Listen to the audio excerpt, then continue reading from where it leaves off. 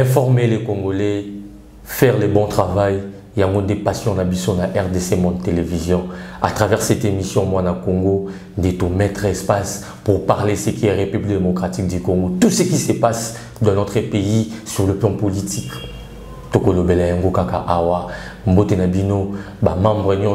y a RDC Monde, il y a les 4 coins. Vous êtes tellement nombreux dans Europe, Asie, Amérique, Afrique, pourquoi pas Océanie. Et pour Binope Baoui Bozuli Bakou, vous s'abonner, aimez toujours si vous avez une émission, vous continuez à aimer, vous garder en côté plutôt partager pour que Awanamona Congo, toujours Makambo Libongo, République démocratique du Congo. Car si pour un nouveau numéro à l'élo, nous allons mon côté, nous allons inviter mon côté pour bétaner ma souluse dans le territoire ya Kwamutu parce que y a outil fraîchement Kwamutu, na chaleur ya Kwamutu. Lorsque je parle de Kwamutu, je sais déjà les Congolais du monde entier, vous voyez déjà Moto ça coopère à Kwamutu, ça fait un moment avec l'opération Mumbondo, comment on a perdu tant de Congolais, comment on a perdu tant de chefs coutumiers, comment vit à battre comme il a risque ya ko sala voyage ya ko kende na Maindombe, ko na Kwilu, ko na Bandundu et commis en risque et commis à danger à travers Azali chef coutumier il y a village Yulu na Kombo ya Mayuluma ya Mukubi wa uti vraiment na kati kuna ndeto kobeta na lisolo a na kati ya mona Congo. Il est déjà avec moi mon invité, j'en profite directement de dire Mbote na yo chef coutumier Mayuluma. Mbote ndeko journaliste, Mbote na balandinyo surtout ya RDC Monde Télévision. RDC Monde Télévision. Boni Kwamutu, Boni Kuna Kimie Koti, je crois que vous avez maintenant satisfait Bino, chef coutumier, Bino, son habitant à Kwamutu. Koloba Kimie Koti, bon, on a évité qu'est-ce que les politiciens pensent ou qu'est-ce que les politiciens disent. Parce que on a évité dans motona ya Kimie Koti, directement tu fais allusion à la déclaration, il y a VPM et Peter Kazadi intérieur, et puis aux ça la allusion à la déclaration il y a ministre près du président et ministre Mobondo près du président ministre Mobondo non le ministre près du président et Nana Manouanina alors et ce qui n'a l'équil lelo en tout cas pour na l'obasir si j'ai en tout cas nous allons avec regret. Pourquoi nous allons avec regret? Parce que ce soit le VPAM de l'intérieur, Peter Kazadi, ou le ministre près du président Nana Manouanina, je ne sais pas s'ils confondent Kwamutu territoire na Kwamutu cité. Parce que tant que nous avons Koti, peut-être ils font allusion à Kwamutu cité. Mais Kwamutu comme territoire, c'est tellement grand que jamais confondre mon Kwamutu cité. Parce qu'il y a aujourd'hui, il y a des villages entiers où ils ont occupé na rebelle. Il y a des villages entiers où les rebelles battent même barrière, ils ont même bon à l'État. Alors on a évité et contrôler même les mitoka. Baso tambola même na baminduki bambeli na kati ya mukili. Oyo baso boma systématiquement mutuso aza muteke. Alors on a évité quand le VPM me dit que aza kimi ekoti na kwa mutu. Dona na manuna zo ba kimi ekoti na kwa mutu. Tomoni ba vidéo, il y a VPM, tomoni na manoni na annoncé bien que non même classe ezongi na kwa mutu. Annoncé déjà bengi bana kwa mutu bazala déjà belé pour na combat na barollement le 26 ningi signé à Nosaki na calendrier électoral naï. En tout cas, on a évité ce que le ministre Oyo, près du président, qu'est-ce qu'il fait vraiment comme ça, là, comme travail. Parce que quand il dit que Kimi est zongi, classe est zongi, déjà, il sait qu'en année scolaire, il y a un mois juin. Bon, tant que Kimi est zongi, classe est zongi, azolo banine, bana bazongi li dissertation barataki, bana bazongi li français oral barataki, to bana bazongi li bosala tena soso barataki. Tant que Kimi ezongi, ba enseignant banani baza kunate, ba élève ba ngombe baza kunate. Kimi ezongi bano ba otanga kuneza banani. Eza bana ya menwar ba otanga kuna, to eza bana ya bomubondo ba otanga kuna. Et puis ba otanga ngondengini. Maintenant, na makambo ya lobeli, c'est qu'elle a dit. Est-ce que le ministre ya enseignement aza azolanda biso so azolanda biso na makambo holoba. Ministre enseignement ko leka a confirmer que o nana manunu ya biza ya solo. Classe à moi, eza classe ya Boutou, eza classe ya programme, eza classe ya programme ba Mubondo, tu eza classe à nini. Je ne sais pas makambo azoloba. Classe nini ezongi. Et puis qui ezongi classe nini. Pona ye, soki bateke baza na mboka te, soki bateke baza pour chasser na mboka na bango, et que main noire au président lobaki, to ba Mubondo, oyo bazo vanda pona. Et là c'est qui ezongi. Ba kolomboka baza wapi. Donc, vous expulsé. En tout cas, dans la minute où Kwamoto, c'est habité à plus de 70% par la main noire na Bamubondo. Alors peut-être il y a des gens parce que Bamubondo n'est pas de vendre. Biso Zakunate, à plus de 70% David, Baza déplacé, même les autres tribus vont vivre pour Baza déplacé à cause d'insécurité. Mais tant qu'il y a Zolobake, Kimi Zongi, Bateke na les autres, au Baza pour vivre pour Bazongi na Bamboka Toté.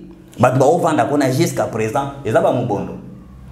Même Seni, tant que Seni a Azo Banda, c'est 26 juin. Enrôlement le 26 juin. Mais vous n'avez été dans quel jeu Seni faut jouer. Parce que le président de la République nous a dit que c'est la main noire qui tue au Kwamoto. Et les gens, il y a IDPS et tous les autres, ils ont dit qu'ils ont infiltré Bazakuna Barwande Baobomabatu. Et dernièrement, Bangomoko, Bamubondo, Babimi, qui est biso doza, Tobon Bateke, Tobon Bayanzi, Tobon Baoy, Obaza, comment on les sous-souté. Maintenant que notre président a gagné main noire, notre président a identifié main noire, notre Babimi c'est Bamubondo, notre Babimi c'est Basayante.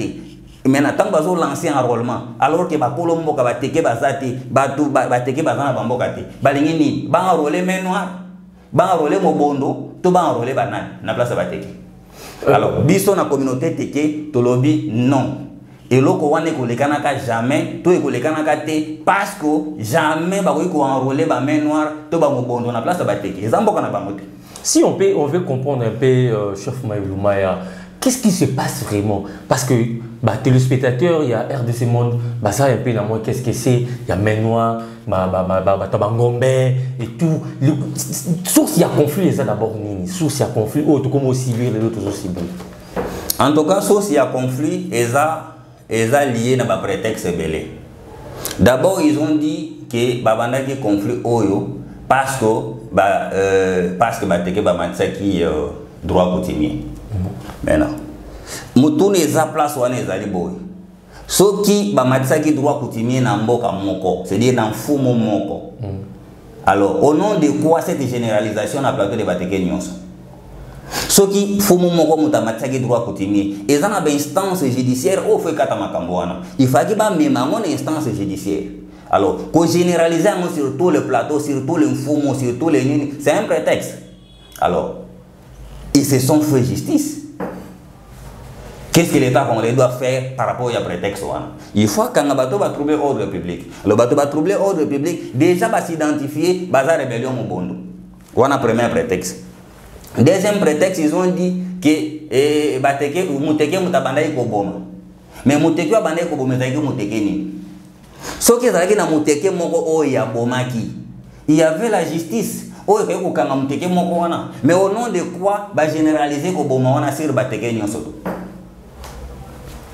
Troisième prétexte, ce prétexte, il y a que Bateke la biso mabele et puis ba ko teke lango ba Rwanda na ba oyo nde ba ni ba benga na biso.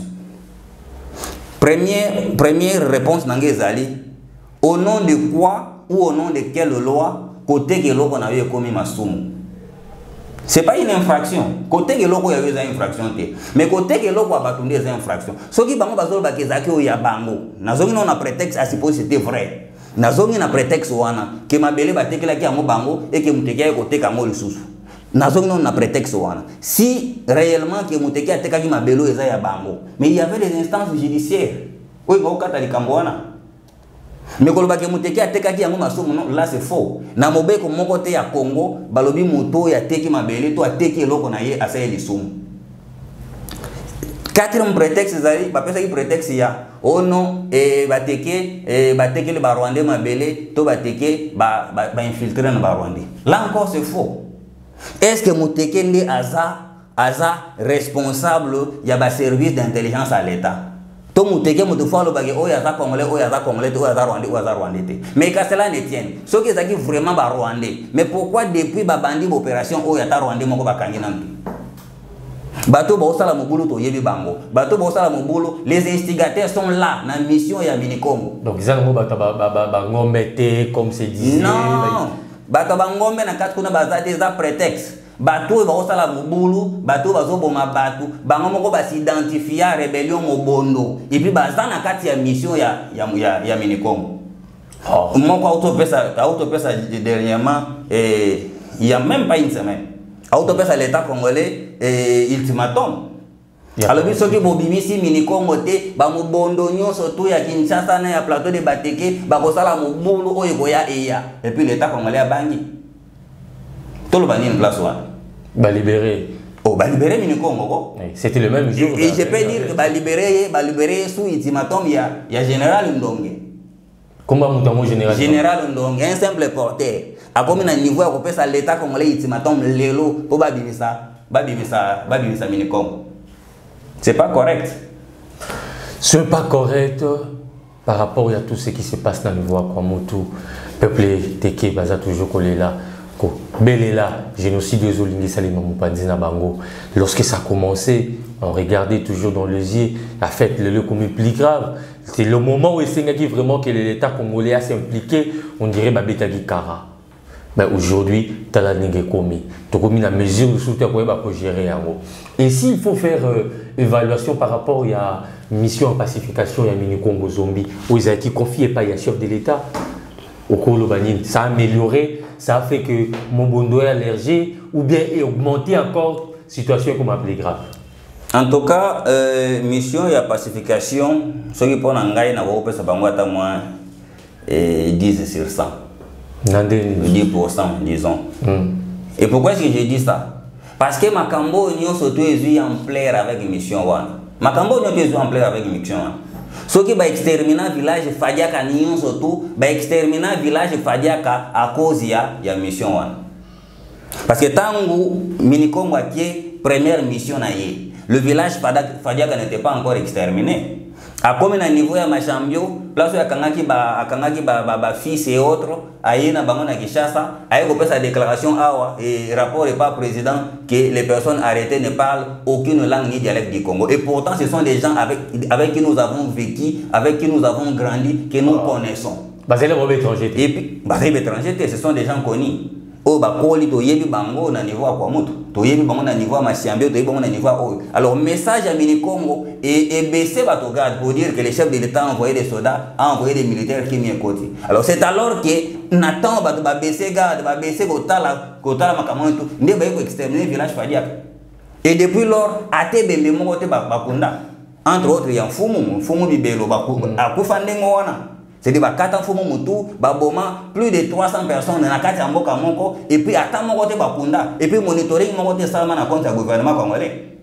Bakunda ta mutu mon côté et puis mutazonga même ta notala mboka ngo ezakende nini bakufa ki bazakende nini. Et ce n'est qu'après déjà bakufi ba poli ne bateke baki ozonga bakona ko bongisa. Mais après wana mboka eza inhabité jusqu'à présent fallait que eza inhabité.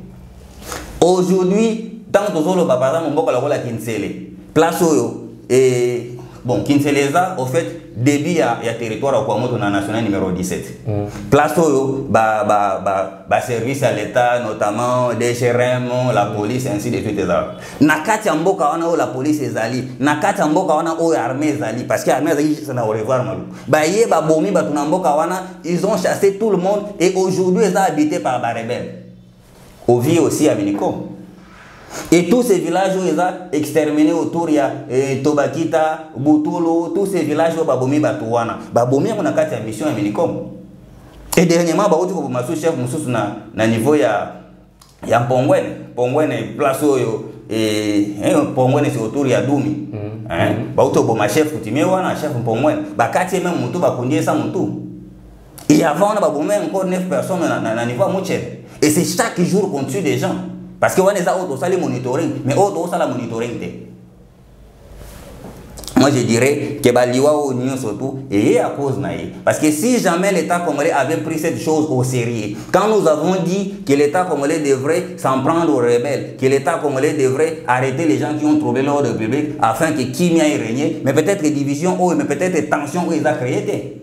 Mais au moins sous pacification, il y a un Congo zombie, tout le monde a été identifié dans la vie des recherches, tout le monde a été Saddam, il faire même a été identifié, on a basé la vie des recherches. Est-ce que vous dénoncez Nous avons dénoncé ça à maintes reprises et pour ton information, tous ces gens-là au monde qui dans la vie des recherches, notamment Saddam, Cobra, Général Ndongue, les Américains, tous ces mondes-là sont dans la mission et pas Minicongo, vendre pas Minicongo.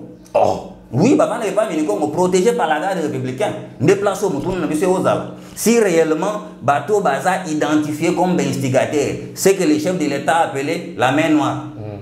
Pour la main noire, il faut tous les instigateurs. Bateau baza identifié comme instigateur. Bateau fagi va passer na justice. Ba les gars procès pour que tu identifies qui est réellement l'instigateur ou ya bomba na sima makambo. Ceux qui bango baza protégés par les chefs de l'État, baza protégés par la garde républicaine. Qu'est-ce que nous allons dire? Que génocide a battu une mission officielle du gouvernement. Parce qu'aujourd'hui, ceux qui sont rebelles, vandi na mboka, bengani, kolomboka, tie même barrière, à l'État. Qu'est-ce que nous pouvons dire? Que Mobondo, rébellion est Mobondo, et ça rappelle le gouvernement. Autour du président, il y a aussi des Mobondo. Sinon, ceux qui ont encore une hypothèse que il y a des Rwandais, les infiltrés, ainsi de suite. Qu'est-ce qui fait qu'à chaque fois que l'État congolais a lancé sa opération, il y a ratissage?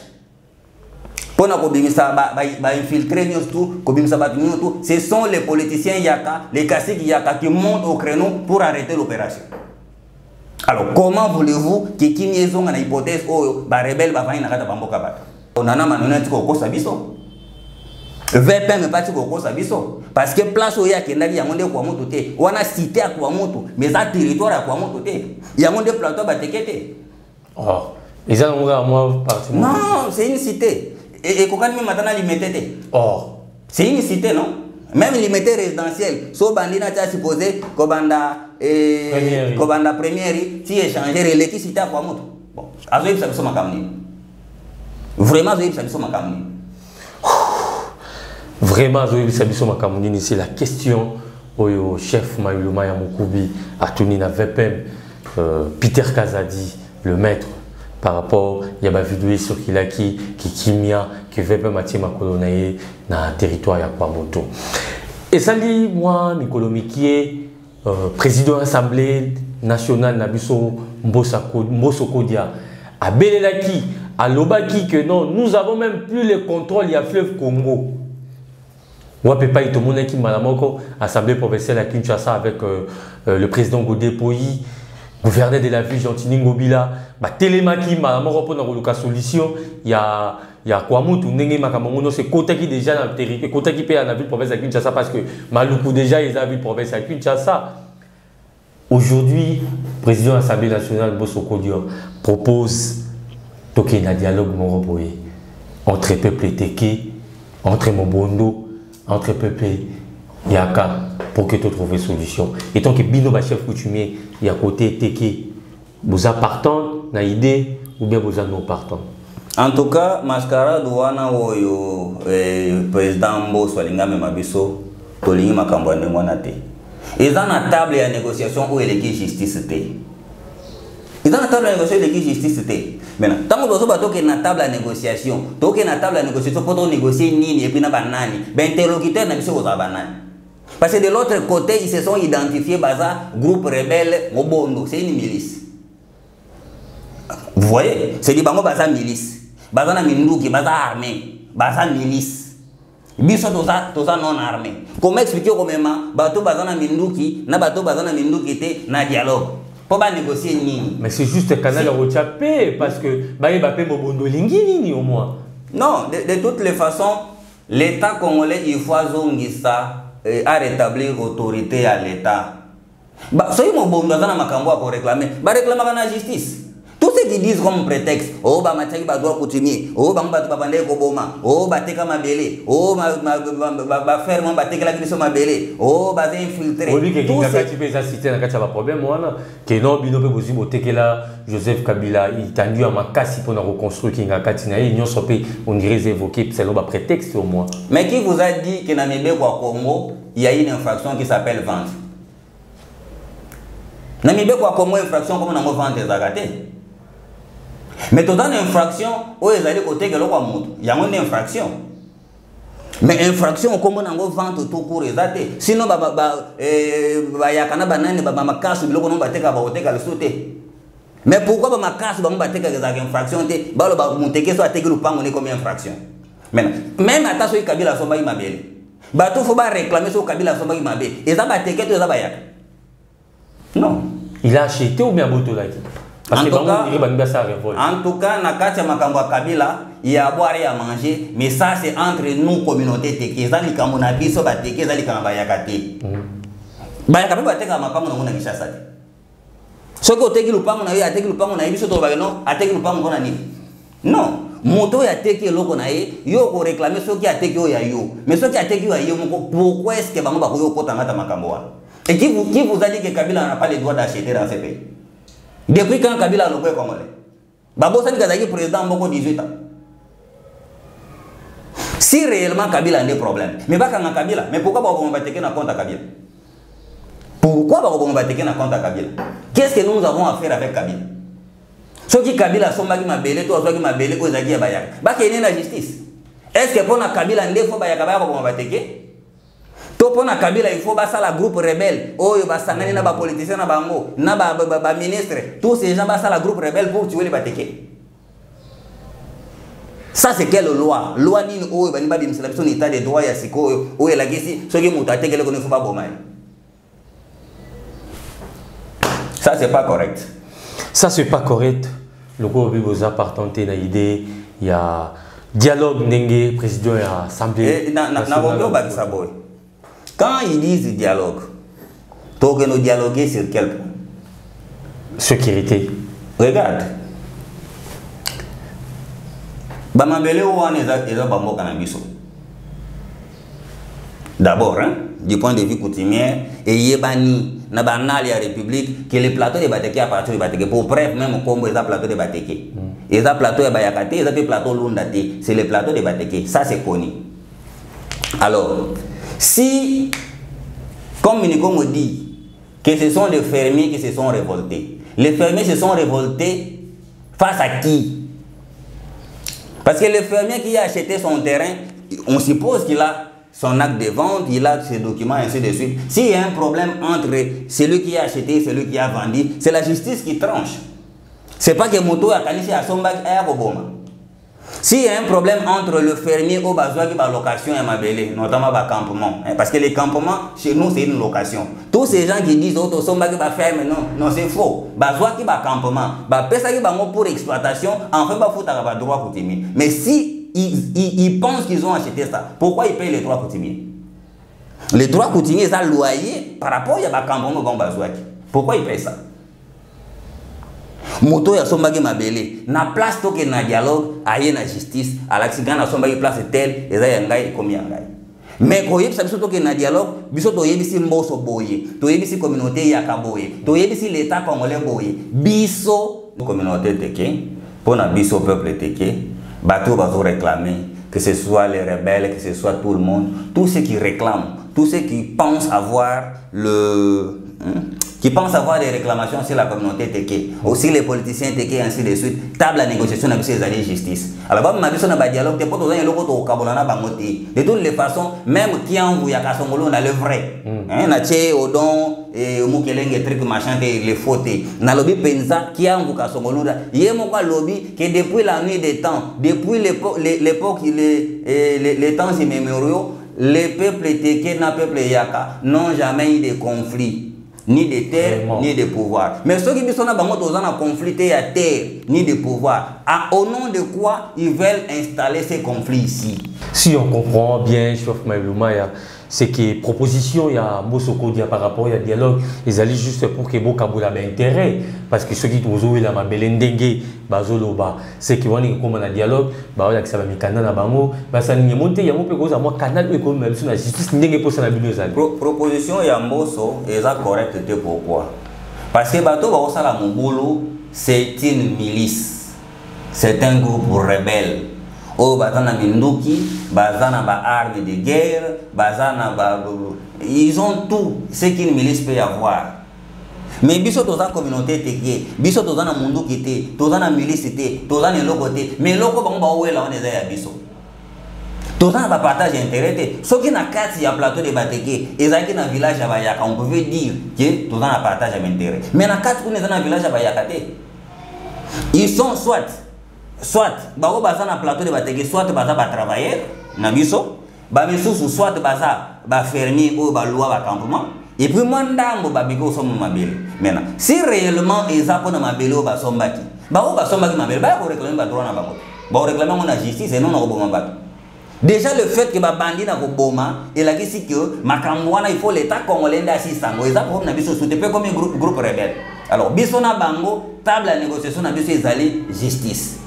On le dit très bien, après la guerre vient la justice. Si réellement l'État congolais pense qu'il y a ici guerre, ici génocide de Bateke, ici bitumbo dans le plateau de Bateke, ce qui a ici en haut, alors on va la justice.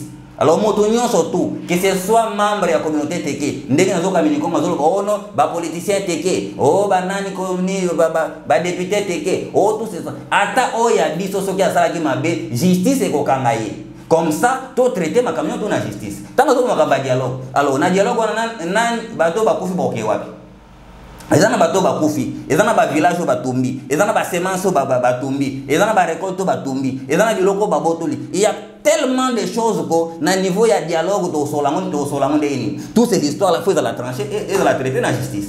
Alors, nous solution na biso ezaboué et je pense que c'est la meilleure des solutions. Oui, gozom sa kimia na plateau de Bateke et puis golongo la main noire na ben filtrer tout baza pour na selon ce que les groupes Mbondo ou ce que Félix Tshisekedi avait dit.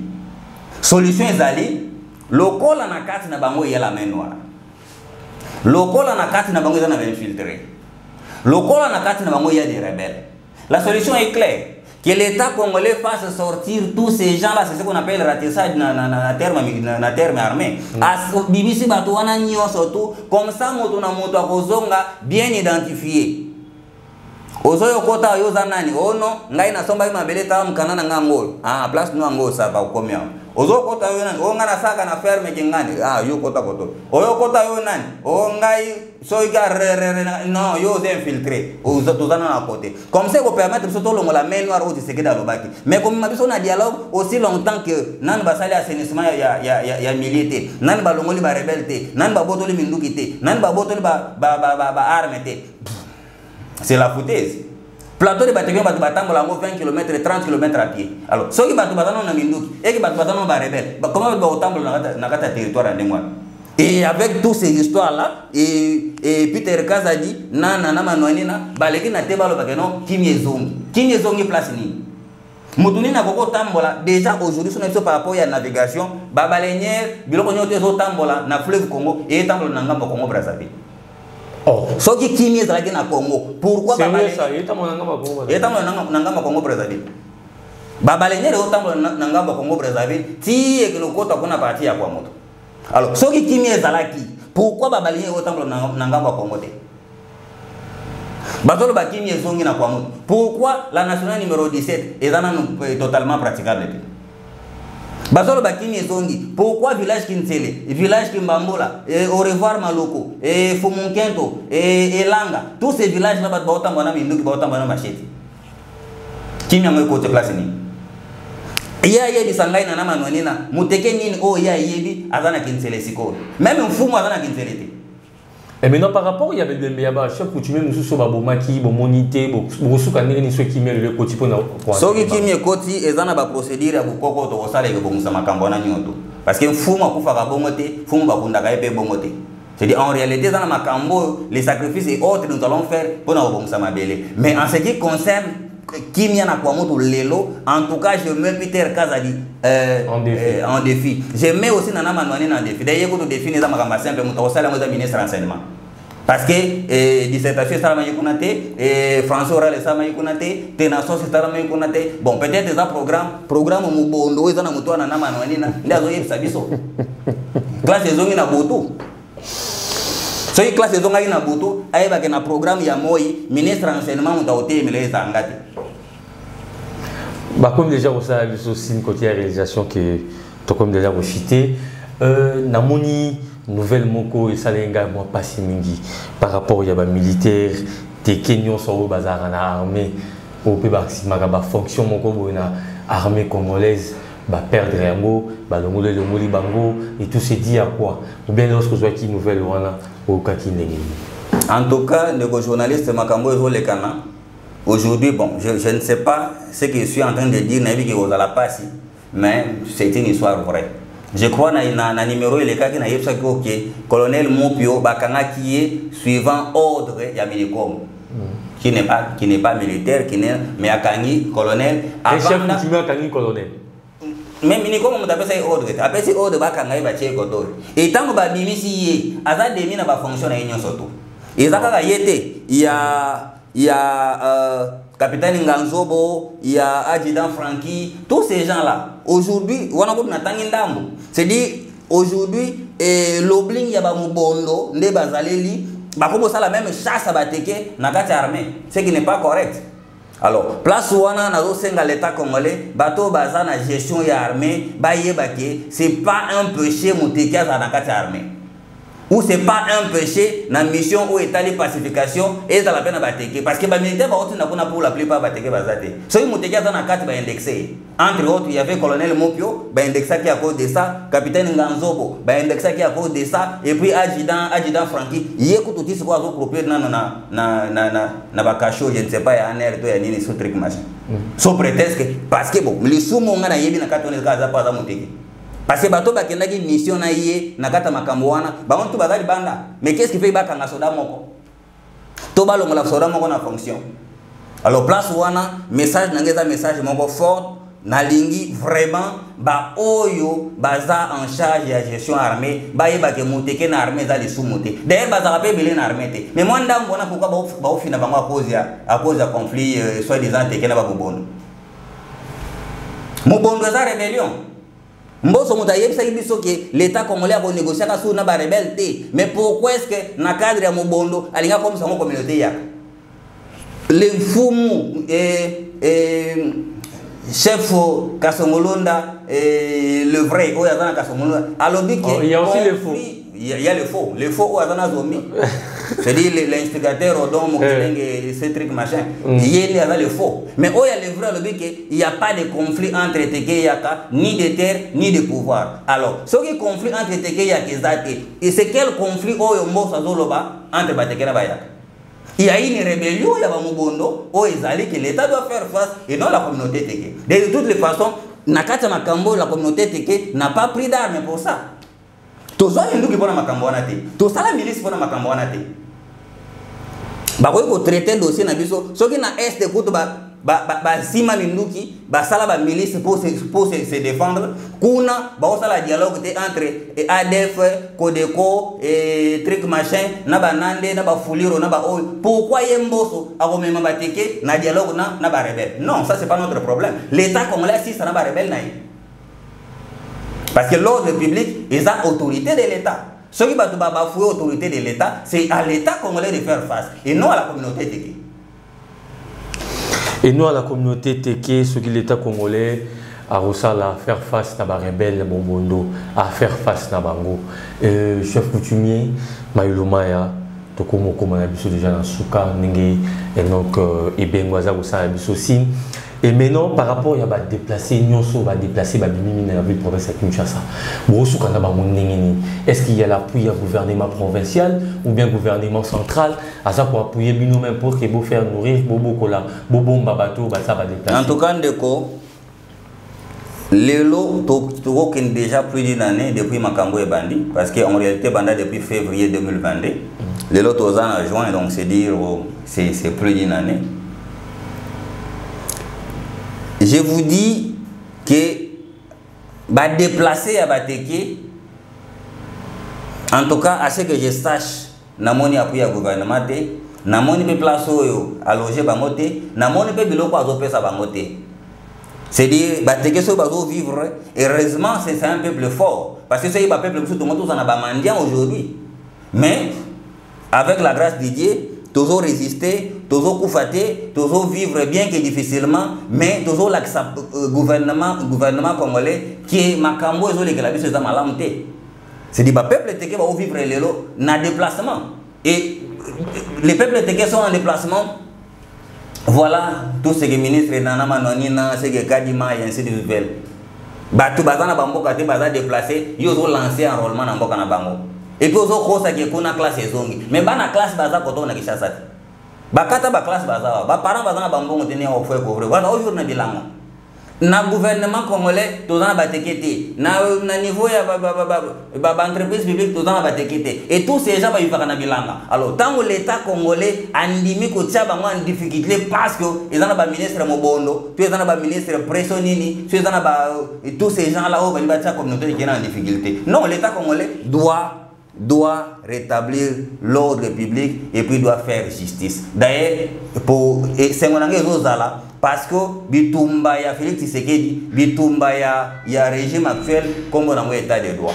Ceux qui veulent mettre état de droit, bah mais maman comment on table la justice. Et non pas même sur la négociation moko et zanga motuna makolo, eux comme biso na et on peut ça biso kimiate. Parce que aujourd'hui tant bato qui na négociation, ba négociation a été 20 ans. Nani assiste à la négociation? Non, biso na kata makambo yo, l'État congolais doit donner la solution où est efficace. Solution efficace c'est aller ko sala ratissage, ko bimisa bato nyonso to na bazamba, ko bimisa ba infiltré nyonso to na bazamba, ko bimisa ba rebelle nyonso to na bazamba, comme ça ba kozonga bien identifié. Encore faut-il, aux anamabele, tous anamusalo saka kuna, de sorte que main noire ils ont bomana kwa moto au président lobaki, main noire on est le monde. Merci beaucoup. C'était Chef Mayuluma Yamukubi, à village Yulu, dans le territoire Yakwamutu. Il est fraîchement na chaleur Yakwamutu parce qu'il y a outil vraiment qu'on a juste répondre à l'invitation d'Abisso à RDC Monde Télévision. Nous sommes déjà arrivés à la fin pour na bato baye ko Abisso na souka par rapport à l'émission d'Abisso à Mona Congo le loi chrétien tous qui na ngona chef coutumier. C'était par rapport à tout ce qui se passe au niveau Yakwamutu. On voulait comprendre aujourd'hui qu'est-ce qui se passe au niveau de Yakwamutu par rapport à l'actualité nous sommes allés au Yakwamutu. Je crois qu'on a parlé aujourd'hui par rapport à message ya Seni nenga obaki que non, c'est 26 juin 2023, Seni a lancé un enrôlement pour habitant sur le territoire de Yakwamutu. Boyoki Nenge, chef coutumier, a outil bon pour répondre. Bon, monipe par rapport à répondre à message au ministre et après il y a présidence, il y a président de la République, Nana Manouani, na outé ko ça la pona golobaki. La paix a déjà bien rétabli, na tout étendu il y a Yakwamutu et puis à Kenya ou plus loin pour dire que non, même l'activité scolaire ils ont qui na Yakwamutu boyoki Nenge, mutu outi kuna aye kolobé la vision na télé, boyoki par rapport il y a pacification, il y a zombie, par rapport il y a proposition, il y a dialogue au président de l'Assemblée nationale Mbosso Kodia a Silibongo ko proposé pour que Kimia Lukaka kokota kuna. Chef Mayuluma, nous sommes déjà arrivés à la fin. Merci pour l'invitation à RDC Monde Télévision. S'il y a un message, dans le monde entier, qu'est-ce qu'ils peuvent retenir par rapport au dossier Yakwamutu? Oui, maintenant je vais être trop politique. Parce que le dossier Yakwamutu, c'est un dossier très sensible où ils ont touché la sécurité à Congo Mbimba. Et puis ils ont touché vie à la Congolais surtout.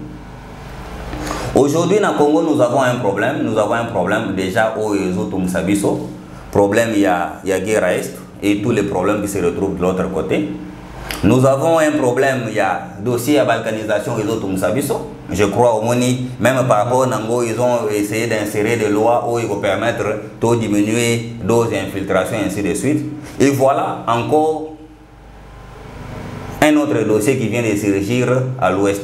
Mais c'est exactement le dossier où les autres est à Congo. Alors, si le dossier est à Congo, finalité dans la balkanisation, nous devons aussi savoir que finalité à dossier à l'ouest et à Congo, c'est la balkanisation. Parce que quand ça brûle à l'est et ça brûle à l'ouest, la finalité sera quoi? C'est la balkanisation. Alors, Congolais n'y surtout, Oyaza, Mwana Congo, Oyalingi Congo, Ezala, Ndenge Fumukemba, Malobakiango, Oyalingi Congo, Ezala, Ezala Mobimba, un et indivisible, Ndenge Mobutu Siseko Zagolo Bango, Oyalingi intégrité ya Congo, Ezala, il faut Achami Sunina Makambo. Toti kate ba ministre au baza autour ya président, toti kate ba mobondo au baza dans l'Assemblée nationale, toti kate ba mobondo au ba infiltrer les services de renseignement, toti kate ba mobondo ba toana nyoso tout ba mema biso na problème ko créer division entre deux peuples pourtant parce qu'on vivre déjà bien depuis longtemps. Parce qu'aujourd'hui, les problèmes qui se créent entre le peuple Teke et le peuple Yaka, et ça problème presque bidon. C'est pourquoi moi je n'appelle pas ça conflit Teke Yaka. J'appelle ça une rébellion. Et cette rébellion, finalité dans pour créer division entre les peuples de l'Ouest, plus la division où ils sont dans le peuple de l'Est, ça peut nous amener à la balkanisation. Alors le président de la République a l'ingate à la Gorbatchev via Congo. Parce qu'en réalité, nous avons connu des présidents, nous avons connu des présidents, Congo, mais na lingite Tshisekedi, Félix Tshisekedi Antoine, à la président, où il a joué le rôle de Gorbatchev à Congo. Alors, il faut aller assainir ceux qui se disent autour de lui, aller assainir ceux qui sont autour de lui, pour que tous soient kimia na Congo, tous soient kimia na Ouest. Parce que ce qui a otika, idée à Mabé, il y a division, et les cas, na kati, il y a entourage naïe, ton akati ya club naïe, ça va nous amener na ba problème ou peut-être à ozana deni à Bosimbango. Kimia na kati ya bana Congo, et ça, c'est une obligation. Parce que nous sommes 454 tribus à Congo, où ceux qui ont créé la division entre biso, ça va nous amener à des guerres où il n'y a existant dans Mukilité. Alors, tout le monde a créé tout de Babel na Congo. Alors, tout de Babel, on va créer entre Pepe Tegena et Pepe Yaka. Message dans les clair. Kebana bayaka, oyo bakota ki na kati ya mouvement, oyo bakota ki na kati ya rébellion, batika makambuana, parce que entre peuple Teke na peuple Yaka, il n'y a jamais eu de conflit depuis les temps immémoriaux, ni de terre, ni de pouvoir. Alors, batika, bakitsa âge de la guerre, et puis, bazonga na kimia. Muto ya zana problème na kati na bango. Oya moni qu'il faut traiter na communauté Teke, il y a la justice pour traiter makamboana. Parce que tout ça na kati état de droit, bisonyo to na justice, pas question de négociation inutile. Merci beaucoup. C'était Chef Maïlouma et Amoukubi des villages au franchement de Kwamontou. Et quant à moi aussi, j'ai dit merci à vous tous, hein, ma téléspectateurs, il y a RDC Monde, moi je vous demanderai toujours de s'abonner et vous partager l'émission, surtout ce que l'Ingra Congo, ça c'est l'émission Moi na Congo. Donc ce que l'Ingra Congo, ce que Zali Moi na Congo, de vraies émissions dans l'Isso et puis il y a pour partager pour que Sango ya Congo kende, pour que formation ya Congo kende. Quant à moi, je dis merci aussi à notre patronne, Maman Pauline Lumumba, Maman présidente de la communauté RDC Monde. Il y a les 4 points qui vous a tellement belé, pourquoi pas notre daddy, Papa Peki Mabanza. Et merci à Enoch Ebengo qui était derrière la caméra. Moi, Borel Luzolo na Congo, je vous dis bye. RDC Monde, ezali sanga ya ba Congolais pona Congo. Na kati ya RDC Monde, ba diaspora basangani, ba ye na mosolo na bango, po ete batonga mboka na bango, lokola bikolo mosusu, batonga oyo ya bango. Yambalo oyo bandeko na ngai, ba diaspora ba décider, diaspora ya Congo est décidé, ezokita. Na minute oyo, plus de 70 000 c'est quoi? Plus de 70 000 vendus na kati ya compte, poto koka kosala ba projet na biso. Boya ebele na ba contribution na bino bandeko na biso, poto sala elongo, to sala makasi, poto tonga mboka na biso. Nga na famille na nga, to stoponi RDC Monde. Pona RDC Monde, transparence ezali, bolingo ezali, sérieux ezali. RDC Monde, toza ko percer. Na kati ya kana, biso tozo kota kaka boyi na kati ya kana. Tozo ya bandeko na ngai, nzambe na nga batela bino, apambola bino.